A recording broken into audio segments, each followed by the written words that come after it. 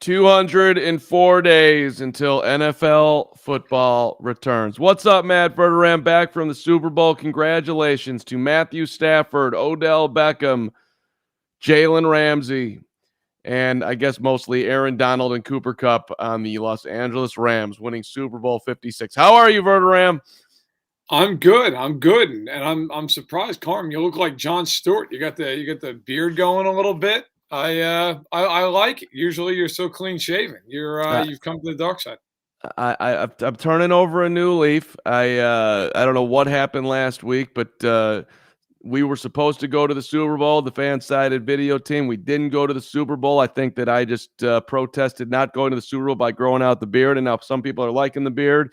Second time ever going beard, and I'm sticking with it, at least for another week. I don't know how people do this. It's itchy. It's annoying, but I'm here. You get over it. Yeah, you get over it. All right, Gonzo, what's up? I see you. George Ramirez, everybody jumping in here. Thank you so much. Stacking the Box every week, 11 o'clock Central Time, 52 weeks out of the year. Verem, what was the highlight for you being out there? Anything stand out? I mean, I think just being there. It's the third time I've covered a Super Bowl, and I don't ever take it for granted. But I gotta say, this is kind of a weird answer, but I think a lot of people would say the halftime show. Although I guess I'm somewhat of an old man, right? So to me, like, it's fine. I don't really care one way or the other. It was cool to see all those guys in one spot. That was neat. But I was shocked at the amount of Bengals fans at the game. Like, shocked. It had to be 70-30 in LA. And look, when you think of the Bengals and you think of their fan base, and rightfully so to their fans, like, they haven't gone to those games for a long time. Not in the way most fan bases do, right? Like, you'll see empty seats in Cincinnati. It was packed at SoFi with orange. I was really impressed. And I found myself, I had no rooting interest, but I found myself kind of like, man, it would be cool for those people to get one. And almost had it, not to be. I was pulling for the Bengals. Eli Apple, shockingly, joining the chat right now. Eli, very, very, very good to see you. He had a little bit of a rough day there. I don't know if I'm a Bengals fan. I'm still thinking about how in the world did the game end the way it ended. Is that really the best play call we had on 3rd and 1 and 4th and 1? It's hard to point a finger at Joe Burrow, but he had multiple wide receiver / tight ends open on the 4th down play, but he had no time. So I guess credit to Aaron Donald. That sucked the way it ended. I mean, I was gearing up for overtime. Let's go here. Yeah, when they got to midfield right away, you kind of felt like, are they going to just flat out win it? Are they at least going to get a field goal with McPherson? Listen, that game came down in the end to, I think, what everybody talked about all week was they couldn't block the Rams. And it was funny. I was making notes throughout the game for my Stacking the Box column. And the first half of the game, like, one of my main notes was the Rams are not getting to Burrow. They've only hit him 3 times. They only have 1 sack. And you're sitting there thinking, if they don't get to Burrow at some point, that's bad news. Like, he is going to find a way to beat them. They sacked him 5 times in the 3rd quarter and 7 overall. And that, I think, ultimately, among a lot of reasons, was the main reason the Rams won. And this is why you get paid the big bucks here, Verderam, because I don't have a great understanding of what happened, but clearly something happened that the Bengals didn't make an adjustment and the Rams did, that all of a sudden Burrow went from having a pretty comfortable time back there to he has no time whatsoever, and this game does not look like it's going to end up in Cincinnati's hands. The longer it goes, the worse the Bengals are going to be off. Yeah, they blitzed a little bit more in the second half. They also they did things that created situations where Cincinnati had to block Donald one-on-one. And that essentially ended the game as far as up front anyway. But, look, the one thing I will hear none of, because it's bullshit, is this idea that, like, somehow the Rams won the game because of the officiating at the end. No. I didn't like the officiating. That's not right. I mean, just stop. Just stop. Like, look, Logan Wilson, the holding call on him was awful. But the play before it, the Bengals basically tackled the running back coming out of the backfield and didn't get called. Okay? They're not even in that spot if T. Higgins, with the 75-yarder, I mean, he just grabbed Ramsey's face mask and turns his head around. No call, right? Right. So, look, the better team won the game. And, it was funny. I was sitting with Patrick Allen, who, of course, is our boss. He was at the game with me. And I at one point said to him, like, if the Bengals win this game, this is one of the great thefts of all time. This game. Like, I don't know how the Bengals are even here, let alone winning with 2 minutes to go. Like, they're good. They're a good football team. We're going to get into them a little bit more in a minute.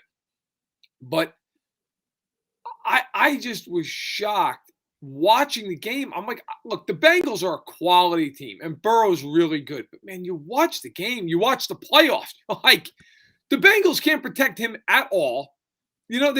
Offensively, they were not good in any of the 4 games in the playoffs. Maybe you want to say the wild card game, but they were not good offensively for the most part in these games. And yet they found ways, and that's, in a way, it's a credit to them. Like, they found a way. But ultimately, the Rams and Stafford, who I thought for the first 3.5 quarters was really, not bad, but so-so. The throw he made to Kupp, the 22-yarder down the seam, but no look, his defining throw. It's one of the great throws in NFL history. Yeah, I guess they're all at Disney World, and so Donald and Kupp and Stafford are watching it on their phones, and they're like dissecting the play. I don't know if you've seen that clip, but it was making its way around Twitter today. It was just cool. It's like, how many times do you go on no look? Yeah, I don't know. I've done it before, dude. This ain't like 3-on-1 hoops break no Right. look. You know where the dude is at. This is 20 yards down the field. I mean, just I don't recall seeing many quarterbacks do that. That was truly incredible. To your point about the Bengals too, I mean, their run defense was phenomenal, and Yes, it was. And I'm sitting there like, Sean McVay, hello, what's going on here? This is not going to work. I didn't think his play calling certainly stood out at all. But to your other point about the better team won, I think that's pretty obvious. If Odell doesn't get hurt, that game's a different game. It's a different game. It's a much bigger spread at the end of that game, I think. I was my biggest disappointment because when he got hurt, I'm like, all right, my Northwestern Wildcat, Bennett Skoranek, is going to get a shot to shine here. And he was straight awful. The moment was too big for my Wildcat, who, by the way, left Northwestern and went to Notre Dame for his last year, which hurt my heart. But it was Cooper Kupp, and that was it. So, I mean, I don't know what Odell's going to do here with the torn ACL. That sucks. But what a huge impact he had on that team. I would think he's going back there on a 1-year deal. I mean, that makes the most sense. Look, you bring up Mcveigh, and I think it's a good place to go with this. He's going to get a lot of love because they won this game. He was awful in that game. He really was. Like, they got bailed out by the fact that the Bengals couldn't block anybody. Raheem Morris made some big adjustments second half of the game, and the Rams just had a lot more talent and were able to just find a way to win. Because that game was not any kind of a master class by Sean McVay. That game was – I made a note, and I wrote some of it in my column. They had 26 plays on first down in the game. They only converted it into a first down, like got 10 yards or more, twice on 26 plays. In the first half, and I'm doing this off memory, I think it was 12 first downs, and they ran the ball on 8 of them. And 2 of those first down calls were in the last minute and a half, and they had to throw. They were unbelievably predictable. There was at one point for a huge chunk of the game where every single first down they ran the ball, and then they went tempo on second down. They did it, and then they threw on second down. They did it 4 or 5 times in a row. It was a very bizarre way to coach, and they got bailed out by the fact that Stafford made a couple great plays late. Cooper Kupp is Cooper Kupp, and the Bengals couldn't block the front. McVay is a good coach. He is not a great coach. And by the way, he did the same thing in the NFC title game, where they couldn't run. They kept trying to run. They blew all their timeouts. He was challenging weird things. Look, I like Sean McVay. He's personable. He is a good coach. But Sean McVay, this idea that he's 30 years younger than Belichick and the next version of him, I just do not see it. He's good. He's more like Andy Reid than he is like Belichick. So I think it's interesting too when you think about McVay and the fact that he's 36 years old, and we've talked about this, and Zach Taylor was 38, and the NFL's going younger with their head coaches. Right. Great. But like, just kind of let it set in. 36. Tom Brady is 44. Like it's insane that he's in this position. I just like the concept that you're coaching dudes who are older than you. And he'll get better as time goes on. He was not elite in the Super Bowl. He wasn't elite in the playoff run. The Rams had a ton of talent. The Rams got banged on in the middle of the year. Oh, what are you going to get Von Miller for? Von Miller found the fountain of youth, or found the fountain of health, turned his season around. I mean, and had a huge impact on that team. Now, I also don't get Aaron Donald's thinking about retiring. Why? You were the best player on the field. He should have been the MVP. When the Rams, right? All day. The Rams won that game because of their defense. I mean, come on. It's hard to say. I mean, on one hand, I totally agree with you. On the other hand, he's got his health, and he's done everything you can do. Everything. Guys, what, 3-time Defensive Player of the Year? Been all pro, I think, every year, but one of his careers a Pro Bowl, literally every year. Won a Super Bowl, been to 2 of them. Like, I think the only argument with Aaron Donald now is he the greatest defensive tackle of all time? And I mean, you know me, Carl. I love history, so I don't say that lightly. But like, he's in that class, man. He's in there with like Joe Green and Warren Sapp and Bob Willie and Merlin Olsen and John Randall. Like, he's in that group. The biggest thing that will ever stand out for me about Aaron Donald, and I've talked about this, but I do the Bears post-game show in Chicago on WGN Radio with Dan Hampton. Dan Hampton is a monster. I mean, he's huge. His chest is another huge. Great all-time defensive player. Exactly. I mean, when you see him, it's like, that dude is large, and I wouldn't want to mess with him. When you walk up on Aaron Donald, he's not that big of a dude. He looks normal, and it's like, how in the world do you do what you do at the level that you do it? He's 280 pounds, and he has like no body fat whatsoever, right? And by the way, if you look at his career, so he's been in the league 8 years. 8-time Pro Bowler, 7-time, not just an All-Pro, 7-time first-team All-Pro. So it's not like he's just getting in there, okay?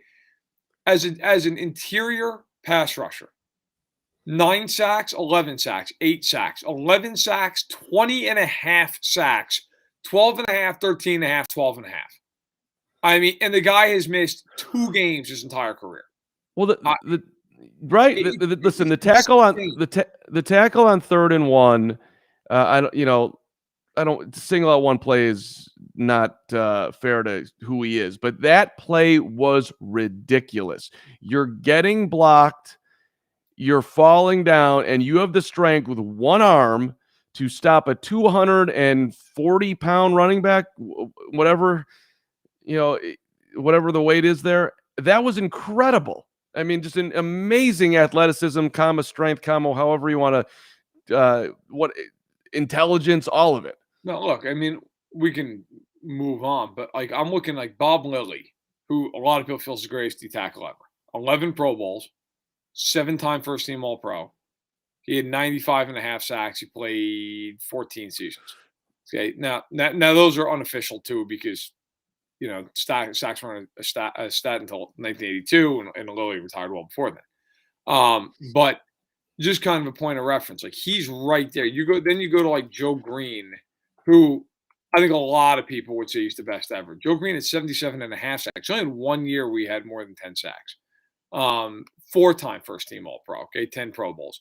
And lastly, because we had him on here once, and I loved having him on, it was one of my all-time favorite guests that we've had is John Randall, who I think it's like kind of criminally underrated. So John Randall, in his career, 7-time Pro Bowl, 6-time first-team All-Pro, 137.5 sacks. Like, John Randall, that's impossible to be that. And it wasn't like he had like a bunch of guys around him either who were unbelievable his entire career, right? Like, he had Chris Dolman a few years, whatever. But like that guy gets lost to time. But no, listen, Donald, if he retired tomorrow, he'd have a real case as the best defensive tackle ever. Really For me, it's just very hard to really single out an individual defensive tackle's impact when who you're playing with and who's around you has a huge benefit and or detriment to what you're doing. But you're making good points. Like Randall's doing it with not a lot of help. And by the way, John Randall is one of the most intimidating looking dudes of all time. The Randall face paint, that thing. I mean, that I love John Randall. We should get him back on. we should. John Randall's amazing. Yeah. Okay. But since you're looking at all time, let's jump to Matthew Stafford here and the conversation about whether or not he belongs in the Hall of Fame or not, which is just moving around every which way. You want to take this at the start here, or would you like to hear my argument on Stafford? Let's hear your argument. Okay. Listen, I like Matthew Stafford. I believed in Matthew Stafford. I am not surprised that Matthew Stafford had a very successful year and won a Super Bowl. But, I mean, where does Matthew Stafford rank in NFL quarterbacks right now? I don't think he's in the top 5. Okay. And then let's look at guys who are not in the Hall of Fame and compare them to Matthew Stafford. And I pulled up a list from NFL.com, CBS Sports, and combined them up here. Cliff Branch Verderame. They write, the greatest deep threat of his era. Matthew Stafford's not the greatest anything of his era, okay? Like, he's just not. Branch finally got in this year. It took him forever. Right, okay? Now let's go. Let's keep going down the list here. Reggie Wayne, 6-time Pro Bowler. Wayne led the NFL in receiving yards in 2007. Matthew Stafford has made 1 Pro Bowl. He's never led the NFL in anything other than interceptions. I mean, I just think we have to be very, very cognizant of the era that these quarterbacks are playing in, yes, or else all of them should be in. And I'm sorry, they're not Hall of Fame quarterback. Very good, great quarterback. Hall of Famer, not to me. Sorry. No, I'm 100% with you. And if I hear one more person says to me, well, his yardage totals, I don't give a shit. I don't care.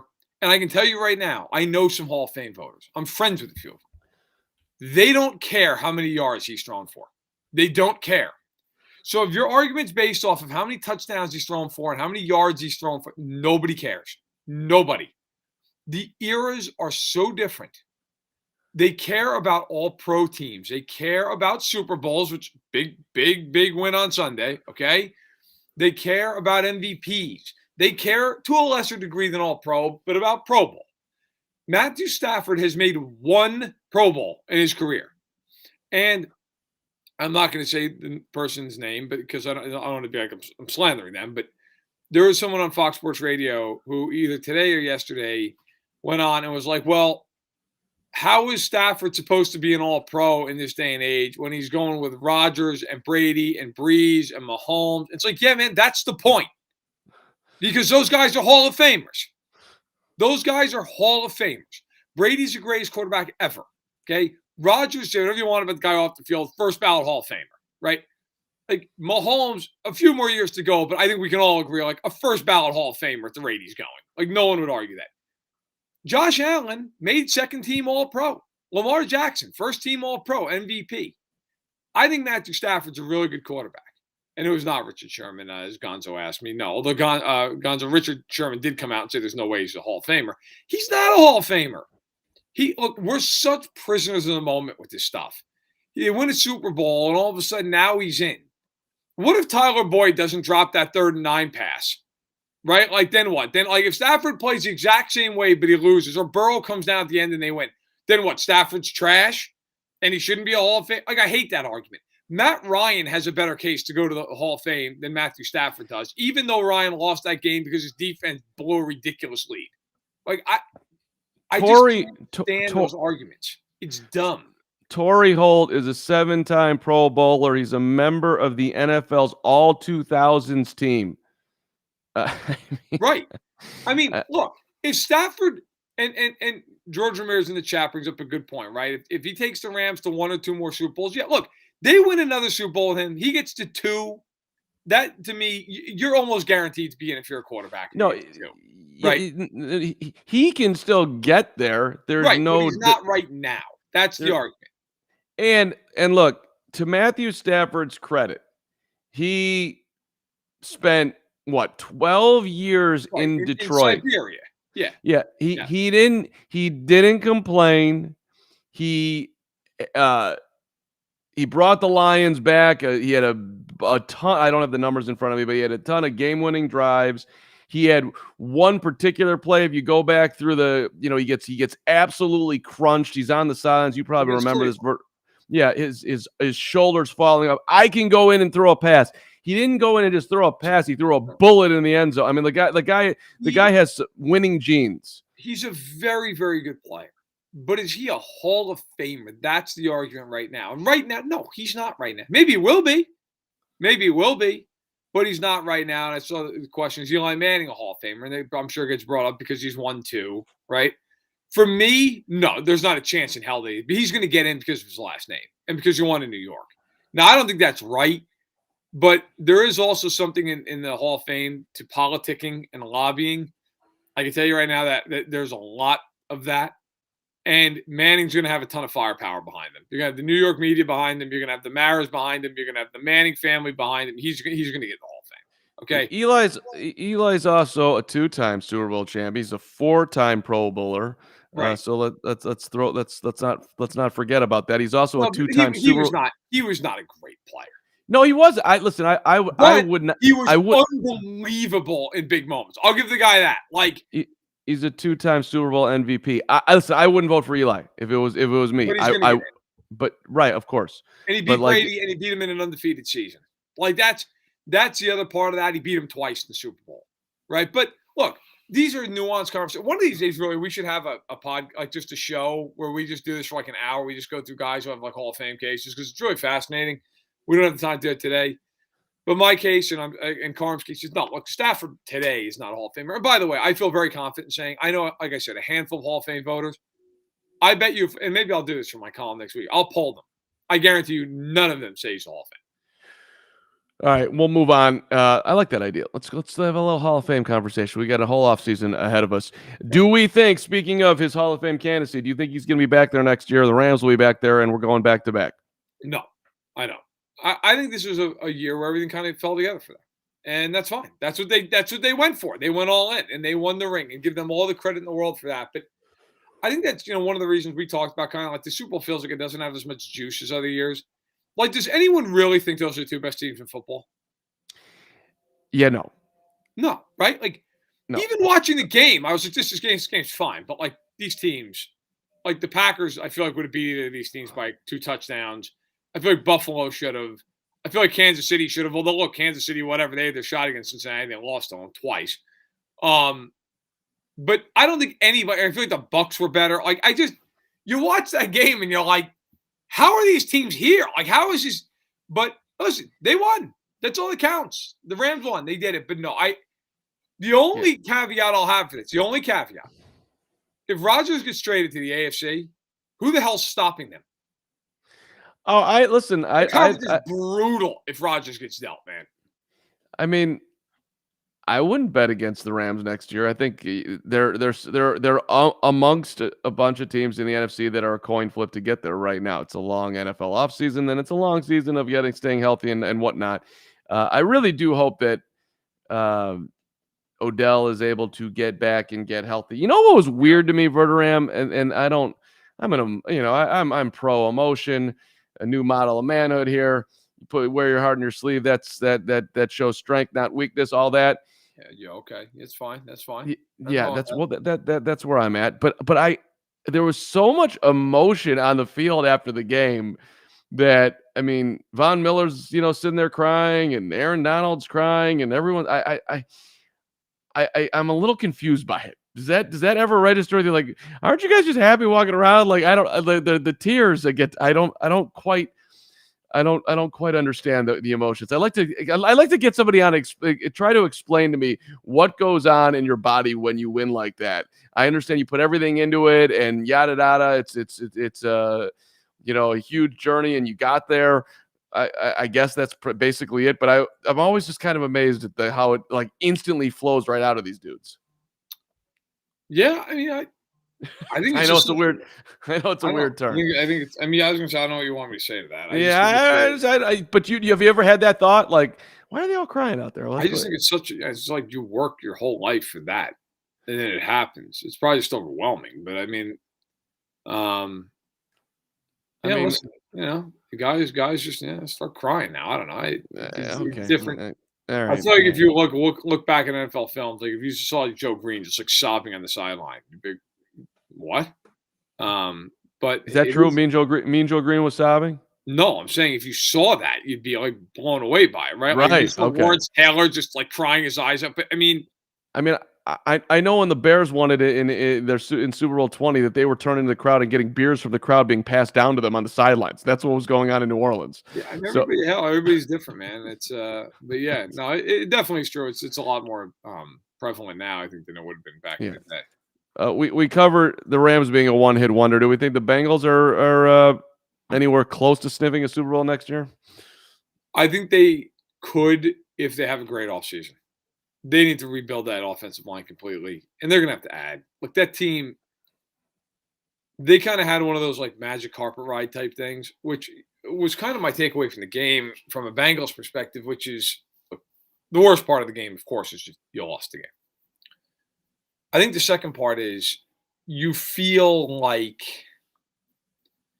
that might have been their shot. And that's a weird thing to say about a team that has so much young talent on it, especially at quarterback and with Jamar Chase. It's just that conference is so brutal. It's the same reason I thought the Chiefs lost in the AFC title game was a brutal loss. Like, you don't know when you're going to get back, man. That conference, like they were lucky to beat Buffalo. They really were. And now it's like you got to start all over again. And it's hard. Like the NFC is such a joke right now. It really is. Like if you're even halfway decent, you should be in the divisional round. The AFC, like let's just say Rodgers stays with the Packers. Okay, let's just say he doesn't come to the conference. Burrow, Mahomes, Allen, Herbert, Lamar. One of those guys is not even in the divisional round. Like, right? That's bonkers. That doesn't even include if Trevor Lawrence gets straightened out, right? And even quality guys like a Derek Carr. He's not a great quarterback. He's a good quarterback. Like if Derek Carr was in the NFC right now, he's probably fourth or fifth best quarterback in the conference. No question. No question. In the AFC, it's like if you have Derek Carr, you're screwed. Like you don't have a chance. You have no chance. Like you're lucky even get in the playoffs. Same thing with Baker. Same thing with, it's just, like, listen, Mac Jones was a cute story. You have no shot in the AFC. And that's why I think if you're the Bengals, look, they have a lot of cap space and they have Burrow. But the dirty secret of these playoffs, Burrow was not good in the playoffs. He really was. Like, if you really look at it, he was fine, but he was not above average. In fact, most of the analytics that break him down say he was really below average. They were not good offensively throughout the playoffs. Their defense was very good. That's what kept them alive. They have now to be fair to Burrow, I think a lot of that's his offensive line is a train wreck. Okay. So that brings me full circle on my point. They have to fix that line. They are going to have to spend a fortune on that offensive line. And the one thing with the Bengals in the past, they do not spend a lot of money in free agency. They've been better the last couple of years. Will they finally open up the wallet in a major way? Like spending $150, $200 million this offseason. Will they do that? If they do, yeah, they could get back to the Super Bowl. If they don't and they sit there and that line brings back 60% of those guys, forget it. No chance. Let's bring in our guy, Ben Heisler, managing editor, BetSided, fansided.com/BetSided. Did you make money on the Super Bowl, Ben? Ben is on mute. You're muted. So way to get cranking here as we start the Yeah. There you go, buddy. Good job by your guy. The Super Bowl really shut me up. No, I kind of broke even Got in live with the Rams at +3.5 when the Bengals took that lead. So that helped. A couple props went well, few others not so much. I was glad that ultimately I decided to stay away from Rams -4 because that did not come through at all. And I will say it would have been a much more profitable night for your boy had Aaron Donald won MVP, got him at 13-1. Was feeling very good for a while about my T. Higgins at 50-1 after he scored 2 touchdowns. That was an exciting moment for about a quarter or so. But no, once Cooper Kupp dominated down that final fourth quarter, kind of knew it was going to be him, even if Donald came through on the final drive. Carm's contrarian suggestions, by the way, split. I had Bengals and the over. So we went Bengals and the under as far as your gambling world is concerned. Verderam, you're a very conservative guy. I'm assuming you did not make any plays on the Super Bowl because you're professional and you cover the league? That's correct. Okay, yes. There you go. Correct. Although I'll tell you one thing. I did not make any bets. Okay. I feel like that's just not my space is covering the game. But I do enjoy the gambling side of it. I think it's fascinating. But, professionalism's really gone out the window. We were in the press box. We were in the auxiliary press box, right? Because there's so much overflow for the game.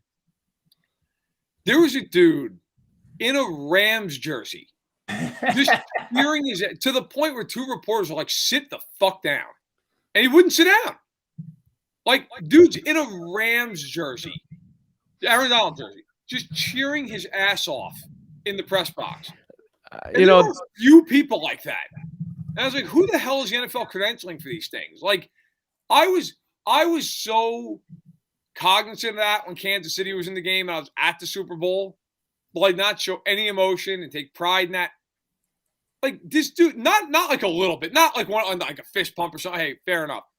Dude is out of his seat dancing in the aisle. Like not even when they won, like just during the game.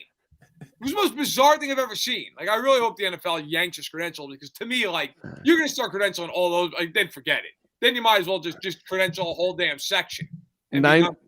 1998, just starting out in the business, covering Cubs baseball, I guess, ostensibly for the sports ticker. You sat in the last row of the press box on a phone, and you talked to someone. You told them ball or strike or base hit or whatnot. 9th inning, I believe, Cubs down 1. Brant Brown hits a 2-run homer to right. And I leap out of my seat in the last row and like quickly sit back down. But I was, it's in the moment, man. Your guy did a little bit different. He wore the Rams outfits, but like, media are people too. Jersey. I can't believe they even let him in there. Yeah, well, maybe it was one of those It might have been one of those situations where how like you have people coming through. And it's not necessarily a credentialed media member. They just happen to be in the press box. No. He had a credential, man. Yeah, but that credential could have been passed off by somebody. Media people do these things. I won't tell any of those. It was nuts. I was like, this is like, I don't want to be like an old man here. No, you're already there. You're. I think Verderam has a point. Like, come on, man. Oh, come on. No, Carm, come on. You're professional or you're not. Right? You're not, but like they credential everyone for the Super Bowl. Have you been to Super Bowl media week? Game. For the week, yes. For the week, 100%. If you want to show up in a Rams jersey on like Super Bowl media day, then go. You can go ahead and bring the full-on Ram hat, and you can put beers in between where the actual Rams are supposed to be. Like for media day, that's fine. For covering the actual game, like even if you're like a fan. You still have to show up and be somewhat appropriate. Like wearing the jersey while covering the game, that's not a reflection of professionalism. I agree with Verderam here. Yeah. No, I listen. I at the end of the day here, by the way, I'm with Matt, but I am pushing back on any of like the serious media guys in there who take it out like they're doctors or something. You're covering the league, and you all have rooting interest. Let's not be hypocritical here. Hey, listen, I've never hid the fact I'm Chiefs fan. I have no problem with you having a rooting, but when you're starting to when you're wearing a jersey in the press box, that's come on now. Like, yeah, no, it's honest. Look, we can move on. We don't have to sit here in this forever. But by the way, for a bow on this, I agree. Like, during the week, everybody and their mother's credentialed. That's totally fine, right? But for the game, I'm guessing they probably credential about 200, 250 people. and that's national, like that's global. There were plenty of people in the press box who weren't even speaking English. Like you have people from like Germany. It's it's fairly challenging to get credentialed for the game, and yet you're sitting there and it's just absolute chaos. Like a row in front of us, this guy's just going berserk. It was weird, man. I just did not. I've never seen anything like that in a press situation. Really quickly, my first time getting a sense of finding out the level of being a fan when you're in a press box. My first day, I was Bruce Levine, longtime baseball reporter in Chicago. I've been doing this for almost 40 years. I was his intern the summer of either 2007, 2008. And I'm a Cub fan, but I'm covering both teams for this job. I'm trying to do it as objectively as possible. But you meet other media members along the way. Some of them are going to be willing to help you out. Others could give a shit about you. I found out one media member was, interested, kind of wanting to learn a little bit more about me. I was, pleasantly surprised. He said, you a Cub fan or a Sox fan? I go, yeah, I grew up a Cub fan. He goes, oh, interesting. So Ozzie Guillen is the manager of the White Sox. Very loud, rambunctious, fun personality, very protective of the White Sox. And I introduced myself after his press conference in the dugout. And this reporter who had asked me if I was a Cubs or a White Sox fan goes up to Ozzie and says, hey, Ozzie, you know this guy? Big Cub fan right here. My first day covering the White Sox, and Ozzie just clowns me in front of everybody. So you learn a valuable lesson along the way. You got to be careful with the things that you say to members of the media at times. It's, by the way, one of the best media stories I have is that story. First of all, is hilarious and reminds me a little bit of this. I was in the press box at Soldier Field for the double doink game, and I'm sitting there, and I'm like, I was next to, I believe I was next to Larry Fitzgerald's dad, I think, if memory serves me right, or maybe he was right in front of me. It was, regardless, I'm sitting there, and right in front of me is a horde of guys from WGN and like all the local affiliates.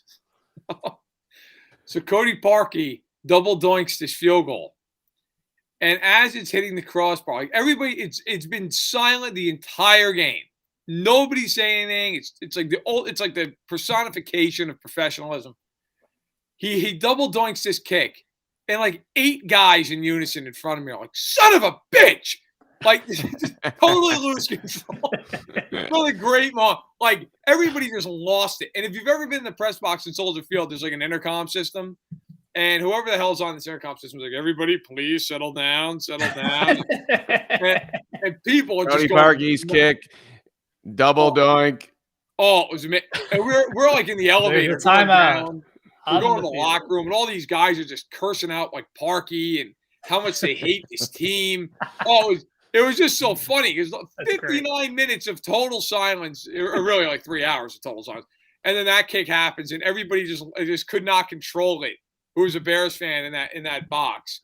So it does happen. Covered many a Bear game in that box, and a lot of times early Sunday mornings, young Carm, perhaps late night, it was such a nice place to take a nap. All right, let's move along to us. Let's make some money here, Verderam / Ben, managing editor, bet-sided. Bills and Chiefs. Co-favorites to win it next year. Heisler, should we get some early money going on here? Should people be logging into WinBet and placing a little, I'm bored, it's February the 15th. There's 204 days till NFL football wagers right now.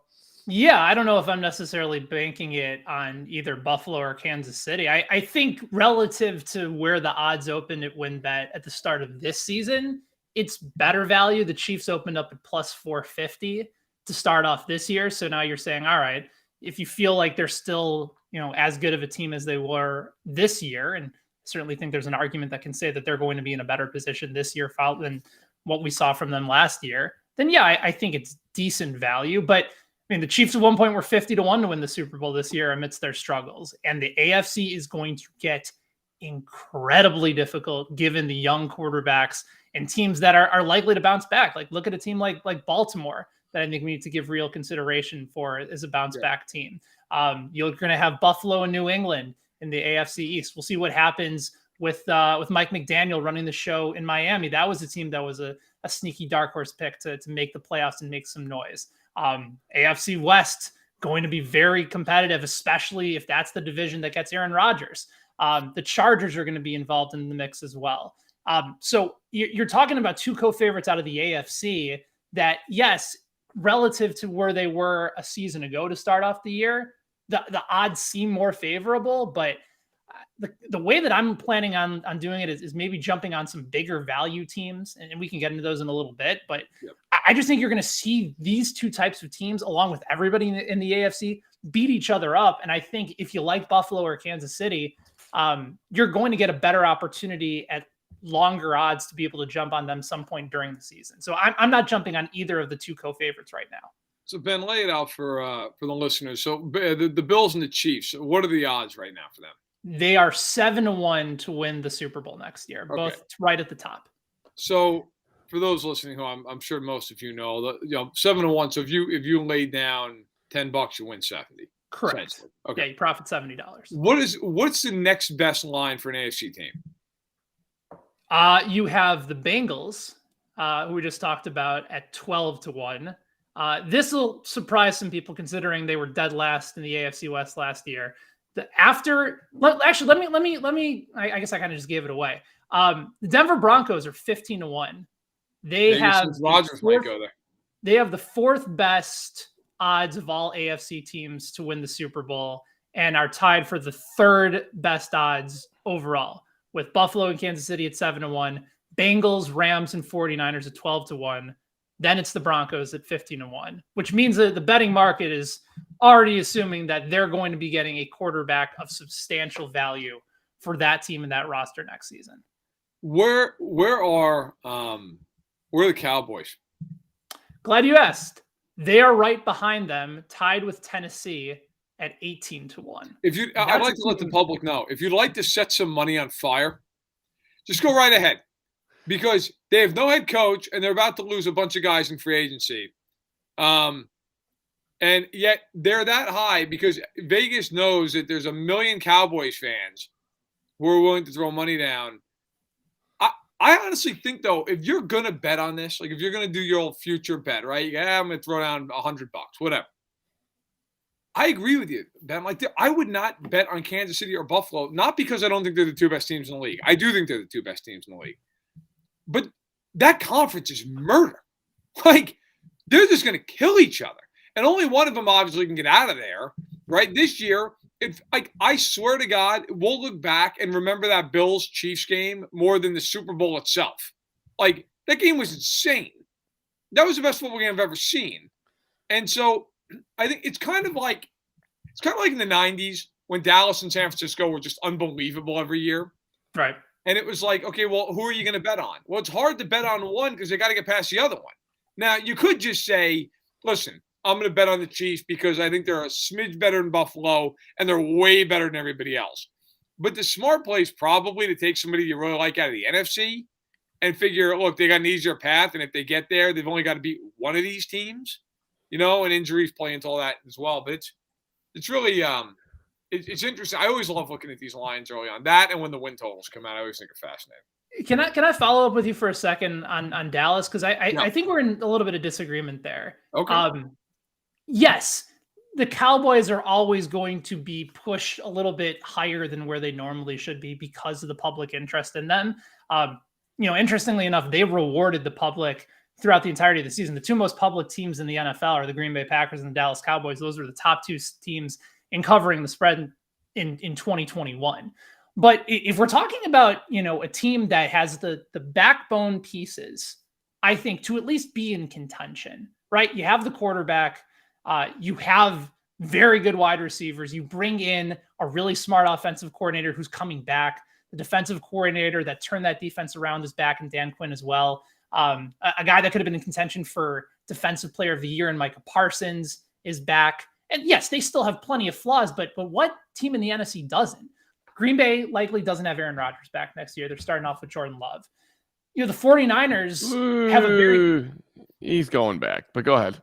The 49, you think Rodgers is for sure going to remain in Green Bay? I do.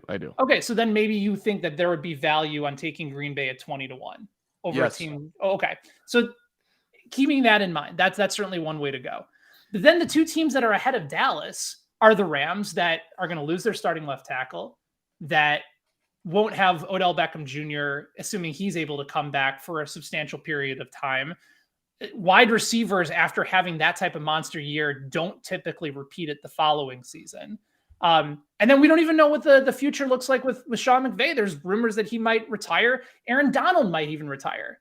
So that's a possibility as well. And then the 49ers are going to be going to a second-year quarterback that started one game next year. Like, if we're actually talking about from a continuity and talent standpoint, yeah, they have free agents.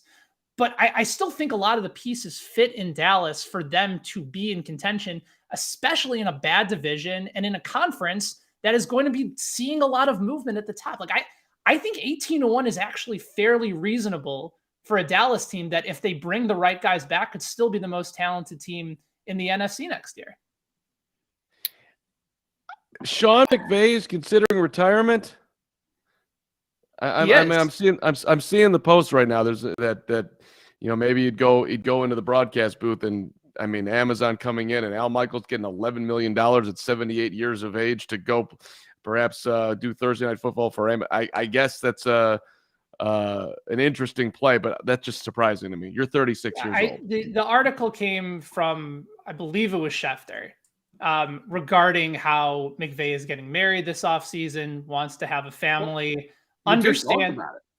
Yeah. He spoke about sort of those desires for understanding, like, that those are aspects of his life that he wants to be able to make sure he focuses in on, and knowing what we know about the coaching profession and what he's had to do over the last several years and everything he's had to do to work to this point.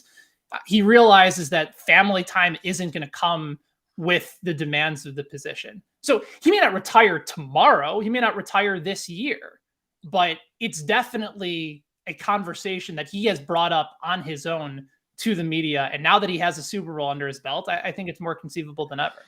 By the way, a few things. So going down to Alabama for the Senior Bowl before I went to the Super Bowl, there are a couple things that you keep hearing around the league. And look, it's what you hear. It doesn't mean it's always going to happen, but it's the chatter within league circles. One of which is that if Rodgers does get dealt, the Denver is just a massive front runner for him.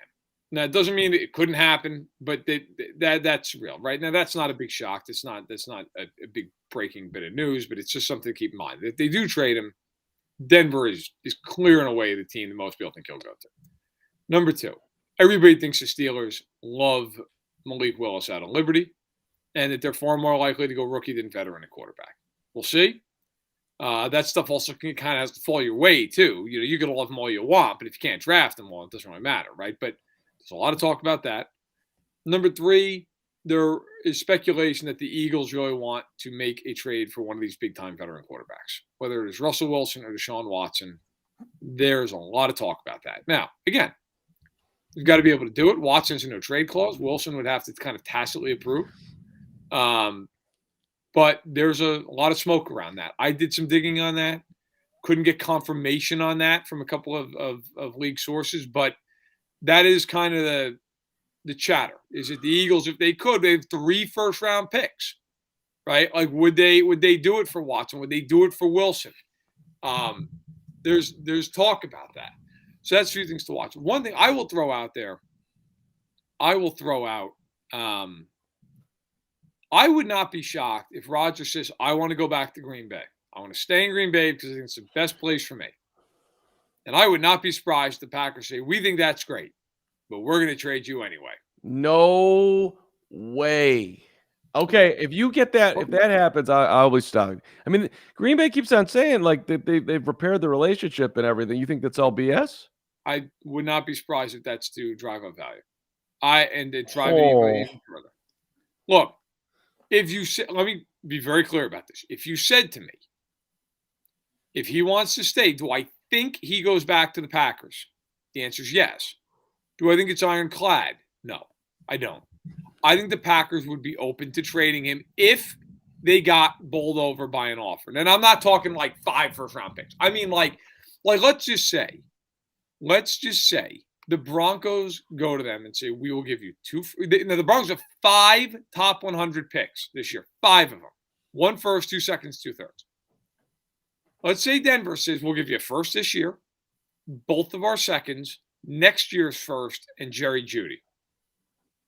If you're the Packers and you think Jordan Love is even 70% of Rodgers and with upside, I mean, you've got to consider that. They have a cap crunch. He's 39. His value is never going to be higher. He's a great player, but he's also a pain in the ass at times. Let's just call it what it is. If you're the Packers, would you say, look, we can still build a really good team around Love, and we have a effing ton of draft ammo now, right? Like with a quarterback on a rookie deal. I'm not saying I think it's likely that happens, but I think it's absolutely in play. Where last year, Carm, you and I were in lockstep. We didn't think he was going to get traded. We both said that all year long. He didn't get dealt. I think this year there's a real chance that the Packers go, you know what, man? You've been great. We couldn't build a better roster around you the last 2 years, and we couldn't even get to the Super Bowl. We won 1 playoff game in 3 home playoff games.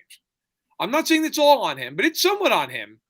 And I could definitely see them saying the value is never going to be higher on a 39-year-old quarterback who's been wishy-washy about wanting to be here. And if we can get a bunch of top 100 picks over the next 2 years, some cap relief, let Love play, bring in another weapon for him, I could see them doing that. I definitely could.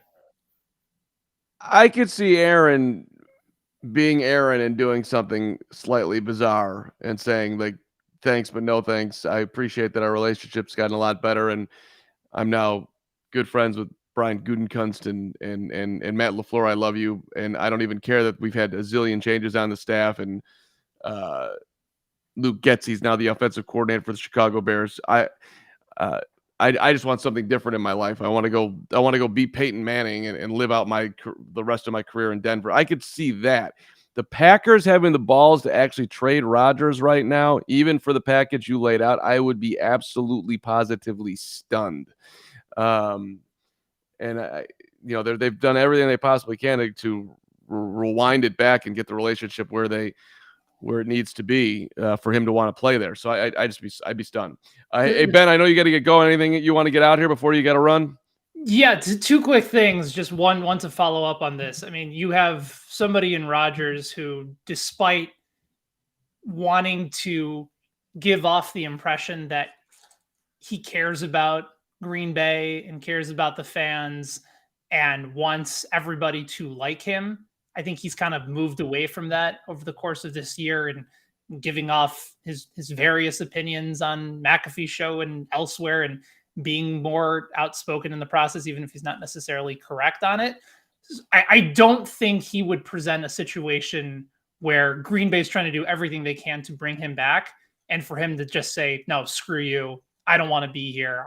I think he cares about his legacy in Green Bay too much, and I think that is something that could come into play. I'm not saying, like, I think your logic, Verderame, makes a ton of sense, especially if Green Bay is trying to take whatever they possibly can from a value perspective and bring him back.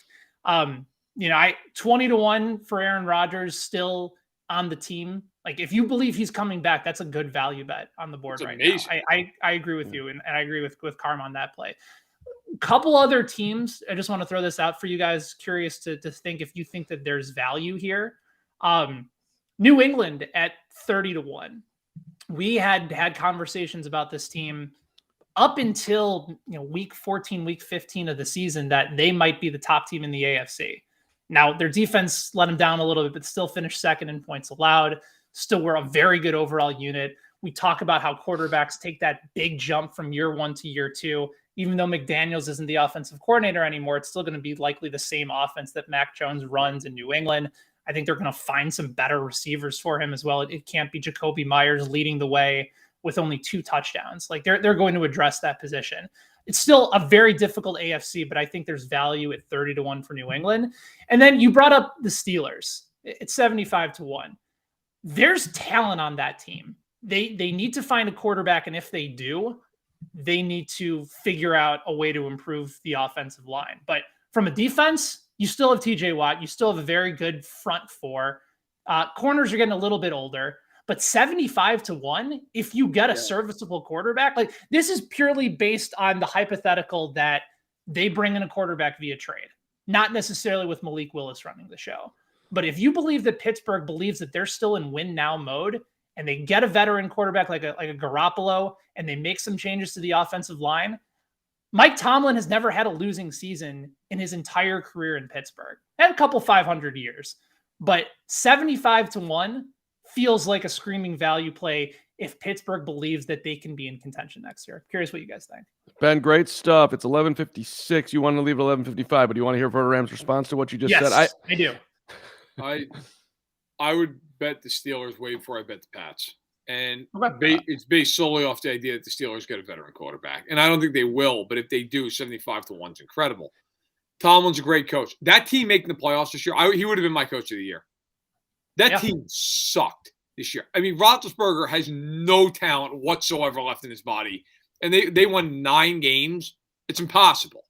I just don't believe in the Pats because of Jones. I don't. And I think for them, it would have to be something where Allen got hurt and they win the division, because if they don't win that division, like to me in the AFC, you don't win the division, you're going through Buffalo and Kansas City to get to the Super Bowl. Like, you're not doing that. Whereas I could see, like, if Pittsburgh swung a trade for Russell Wilson, they could win that division.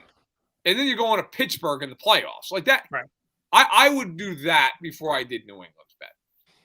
I just find it amazing, and I'm with you, by the way. I agree with Verder Ram that you would rather pick Pittsburgh with no quarterback, and me as well, than New England with Mac Jones, who, by the way, did right.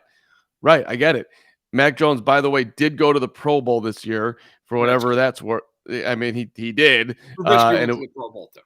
I understand. I get it. Always comes back to Mitch. Everyone wonders why Mitch Trubisky is always randomly trending on Twitter. It's because of that one Pro Bowl appearance and his Nickelodeon MVP, and all of a sudden he gets back in the timeline, and everyone's wondering why the hell. It's because of this. The way that Mitch was able to impact the success of Josh Allen this year was huge. He provided a calm on that bench that Allen had not had prior, and no one's talking about that, and it's bullshit. Ben, good to see you. See you next week. Same bad time, same bad channel, and great stuff as always, brother. Managing editor of BetSet. Take it easy. Verder Ram, time to say goodbye, buddy. I'm doing it. I think that I love your apparently you were having a great time out of the Super Bowl, but you were screaming in an Uber about the traffic. Am I here? Is my visual about correct? The next person who tells me I can't, I just want to move to LA. Look, unless you're an aspiring Hollywood star or starlet, save your breath. Okay? Los Angeles, the weather's amazing.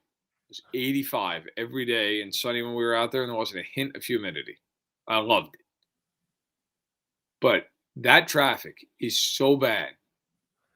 Like, living out there, there's a special place in heaven for anyone who has to commute.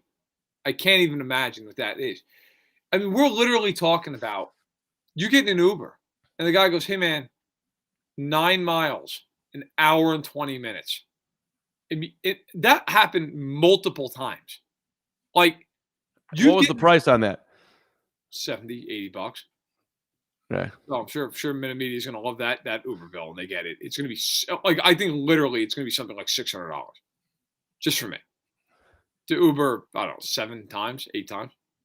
It's insane. It is.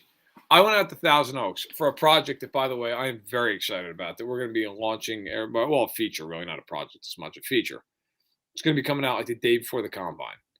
I was embedded for the better part of 2 days with 2 very high draft picks, guys who might go top 3, guys who certainly will go top 5, and went out to Thousand Oaks for it. We left at 6 a.m. 6 a.m. And we were in traffic the entire way. It's just impossible. Like, I don't know how that's even possible. 6 a.m. Then I went to, I guess I shouldn't say where I went. I went to an undisclosed location in Los Angeles for the second part of this feature. I know, I can't say. And it was a couple miles away. 50 minutes on a Saturday. Like, what are we doing? What are we doing? So, I mean, look, weather's great. People were friendly. I will say one thing, too. And this also was true when I was out in San Francisco in the summer. My God, there's a homelessness problem out there that California's got to tackle. I mean, you feel for these people who, there's like tent cities. And I don't want this to come off like I'm criticizing the homeless people. I feel for them. Like, there's got to be a solution to this. There's got to be some kind of a way to help some of these people get back up on their feet. But LA, on the whole, in terms of putting together the Super Bowl, I thought, look, the traffic, what are you going to do? Like, they did a great job. I'm not complaining. But to live out there, like, I can't imagine waking up and being like, hey, my office is 5 miles away. I'm going to leave an hour and a half before work just so I can make it there 5 minutes late. It's crazy. Yeah. Well, hey, people love the West Coast, baby. And you probably were at least a little bit impacted by the fact that it was the Super Bowl. Probably not always that bad, but yeah, good battling, buddy. Make it happen, man. Yeah. No, I well, there's part of me that just would love that Cali weather and just the Cali lifestyle. And saw your friend Kayla Knierim at Radio. She sent me a picture of the three of you. She wanted to take that picture to send to you. Yeah. I missed myself some Kayla. It would have been a great time. I'm planning on going out there at some point here, so I'll report back to you on it if I had the same experience. But yeah, hey, so this was I was supposed to have a couple dudes hanging out for the Super Bowl, but everybody bailed. So for me, Verderam, on Super Bowl Sunday, I went at 4:00 down the street for one of the most intense massages I've ever had in my life. Leo brought it. He ripped apart my hamstrings. I've never, I mean, I was literally, I'm not kidding. I was yelling out in pain. I'm not, and I'm like, oh, I'm like, my arms are moving around. Like he asked me before, and he's like, do you want, what kind of, like, do you want the pain or do you want to relax? I'm like, give me the pain. And like, he didn't stop when I started screaming. Like, just kept like deep in my neck. I mean, is there a reason you wanted a painful massage? Like, is that just? I just feel choice? Like I'm so tight and I don't do what's necessary. And I had played 2 intense single matches on Saturday and then Sunday morning, and I couldn't walk. Like I was basically, how did you feel afterward? So then, I mean, I get up from the table. I'm like, I don't know if I can walk. Like my hamstrings were just, I just started pounding water, and now I've got nowhere to go. It's the Super Bowl. I'm hanging out in the South Loop of Chicago. I'm like, what am I gonna do? So I just plopped down at the local Giordano's, which is a pizza place, and just pounded water, had a beer or two, ate a pizza by myself for the first half, and then walked back across the street and that was my Super Bowl. Watched halftime, back at the crib. But that was Super Bowl Sunday for me, buddy. Massage, Giordano's, and Leo. I've never gotten a massage, but I've always thought, like, if I did, it would go something like that. Just a lot of pain, screaming. Lot of I could have asked for the the relaxing Swedish experience. I'm sure Leo could have delivered that, but you said you wanted the full force, and you got it. I got it, and I literally did think that, like, hey, when I start yelling, that means you need to back off. No. Wasn't gonna happen. So all right, and Gonzo, this was a PG massage. There was no extracurricular activities. This is a professional establishment, damn it. All right. Hey, congrats to the Rams. Verderam was a ton of fun this season. Looking forward to the off season. Congrats on your travels, being out there the Super Bowl and going to Mobile. All that's awesome. You're going to the Combine 2 weeks. Combine in 2 weeks. Where's the Combine? Right. I should know that. Indy. Always in Indy. Okay. All right. I can't wait to see your tweets about so-and-so just ran a 4.63. You won't see one of them. I'll be at the JW Marriott bar, cozying up, getting whatever news I can on free agency. Okay.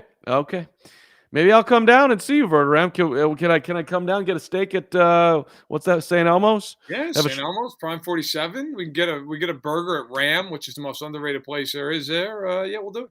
Okay. I'm going to keep that as at least a 3% possibility. Thanks for watching Stack in the Box. Our YouTube people out there, if you haven't hit that subscribe button, please do. And yeah, we'll see you next Tuesday, noon Eastern, 11 Central. Thanks for watching. Verderam, good to be with you, brother. You as well, Con. See you guys.